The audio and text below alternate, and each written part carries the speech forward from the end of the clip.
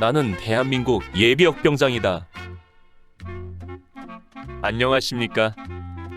1980년대 50 시절 군대 이야기를 나누는 예비역병장입니다. 오늘도 저의 옛날 군대 이야기와 함께 추억여행 떠나시죠. 나의 일병 시절 59번째 이야기. 보급품 전쟁. 대한민국 군인에게 적이라면 우리와 총칼을 겨누고 있는 북괴이고, 만약 전쟁을 하게 된다면 북괴군과 싸워야 마땅할 것입니다. 그런데 반드시 그런 것만은 아닌 것이 대한민국 군인에게 또 다른 적은 바로 옆에 있는 내 동료 전우들이었습니다. 우리들은 바로 이 곁에 있는 적들과 치열한 전쟁을 벌여야 했으니 그 대표적인 것이 보급품 전쟁입니다. 군대에는 어디 가나 보초가 있습니다. 처음 자대에 전입 왔을 때 소대 난로에 붙어있는 불 있는 곳에 눈뜬 보초라는 표어를 보고 속으로 웃었는데, 지나고 보니 그것이 전혀 웃을 일이 아니라는 것을 점점 깨닫게 되었습니다. 군대에서는 어느 곳이든 반드시 보초를 세웁니다. 훈련을 나가거나 행군을 할 때 잠시라도 휴식하려면 보초병을 세우지요. 물론 불순한 적의 공격이나 침입에 대비하여 초병을 세우는 의미도 있겠지만, 그보다도 보급품의 손망실을 막으려는데 그 첫 번째 목적이 있었습니다. 국가의 안위나 부대의 안전을 위해 보초를 세우고 경계를 하는 것은 당연한 일이겠으나, 밝은 대낮에도 내무반 감시를 세우거나 세탁물 건조장에 세탁 감시요원을 두는 것 등등은 오직 보급품을 지키고자 하는 목적이기에 보급품 전쟁이 얼마나 치열한지를 보여주는 단적인 예입니다. 그러다 보니 우리들은 보급품 지키기에 거의 필사적이었습니다. 아니, 지키는 것을 넘어서 보급품을 여유 있게 확보하기 위해 훔쳐다가 은밀한 곳에 감춰두는 것까지 서슴지 않았습니다. 그래서 소대 내무반 침상 아래 깊숙한 곳에는 한 번도 사용하지 않은 식판이며 수저 등이 수십 개씩 쌓여 있었고, 때로는 군화나 의복 등 개인 피복류도 감춰두곤 했습니다. 보급품 전쟁의 승패는 얼마나 확실한 감시병을 세우는가에 달려 있습니다. 내무반 감시는 대체로 말년 고참이 교육 열애를 위해 그 역할을 수행합니다. 빼치카가 있는 내무반에서는 빼당을 하거나 난로를 피운 내무반에서 화재 감시를 겸하기도 하지요. 내무반 감시는 1.5시의 연례 인원으로 정식 보고될 정도로 인정해 주었습니다. 주로 1.5나 수요일 전투 체력의 날, 태권도 또는 완전군장 구보 때에 내무반에 있는 식기 등 비품의 도난을 방지하는 것이 목적입니다. 그러나 때로는 이들이 도둑을 지키기보다는 직접 도둑이 되어 다른 내무반의 것을 훔쳐오는 것도 중요한 임무 중 하나였습니다. 세탁물 감시 역시 최고참이나 환자 등이 교육을 열애하고 그 임무를 맡습니다. 그런데 일요일 등 휴일에는 절대 고참이 세탁물 감시를 하지 않습니다.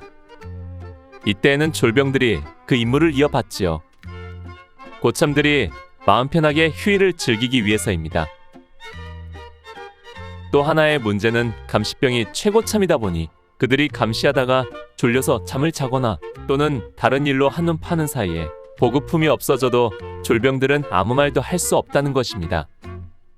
우리 중대 세탁물 건조장은 막사 뒤편 야산 중턱에 대대창고 옆으로 있었습니다. 거기에는 각 소대별로 세탁물을 넣을 수 있는 줄이 정해져 있었지요.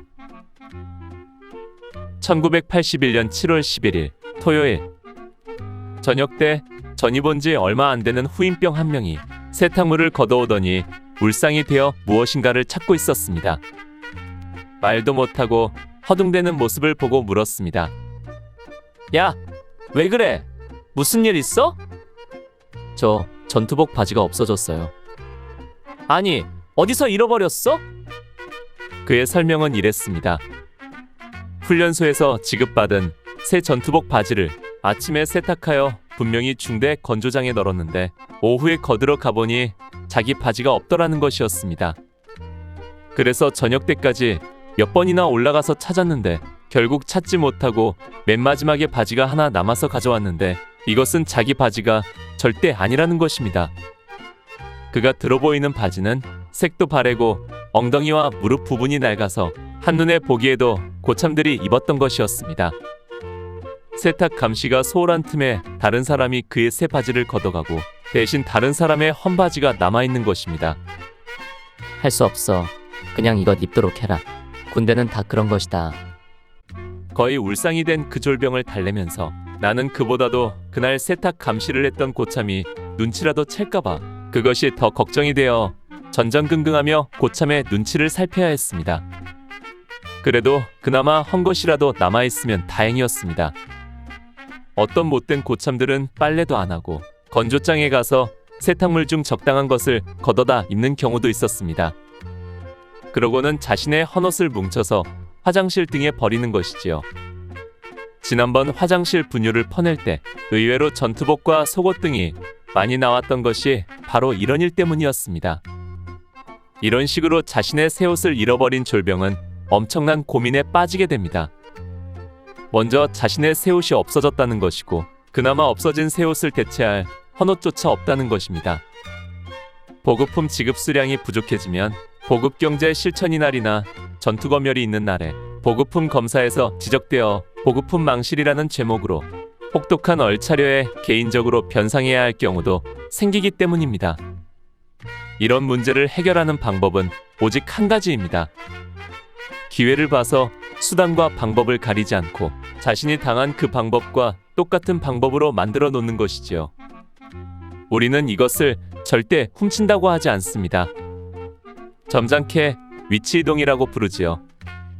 그런데 재미있는 것은 그렇게 많은 위치이동이 있는데도 검열에서 보급품 망실로 기합받거나 개인 변상하는 사람은 거의 없다는 것입니다. 참으로 불가사의한 일이 아닐 수 없었습니다. 오늘 추억여행에 함께 해주셔서 감사합니다. 다음 이야기를 기대해 주시고 구독과 좋아요 부탁드립니다.